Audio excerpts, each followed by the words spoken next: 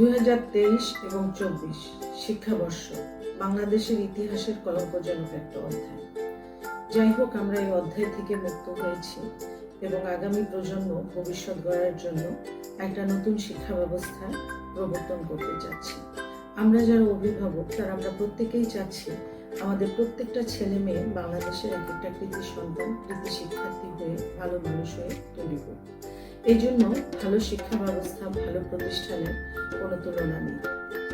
এই কথা চিন্তা করে আমাদের বিএনপির চেয়ারপারসন জনাব তারেক রহমান বাংলাদেশের শিক্ষা ব্যবস্থার প্রচার এবং প্রসারের জন্য বেশ কিছু পরিকল্পনা গ্রহণ করেছেন এবং বাংলাদেশের শিক্ষক বাচ্চাদেরকে বিশ্বের বিভিন্ন দেশে প্রতিষ্ঠিত করার জন্য এবং তাদেরকে যোগ্য শিক্ষার্থী হিসেবে গড়ে তোলার জন্য বেশ কিছু পদক্ষেপ গ্রহণ করেছেন, যার মধ্যে রয়েছে ওয়ান টিচার ওয়ান ট্যাব, কারিগরি শিক্ষার প্রসার বাড়ানো, মাল্টিমিডিয়া ক্লাসরুম প্রতিষ্ঠিত করা, তারপরে রয়েছে তৃতীয় ভাষা হিসেবে অন্যান্য ভাষাকে বাধ্যতামূলক করা, আরও রয়েছে দক্ষ ও সুশিক্ষিত শিক্ষক নিয়োগ করা, পাঠদানকে আনন্দময় করা এবং ক্লাসরুমকেও আনন্দদায়ক পরিবেশ তৈরি করা ক্লাসরুমে।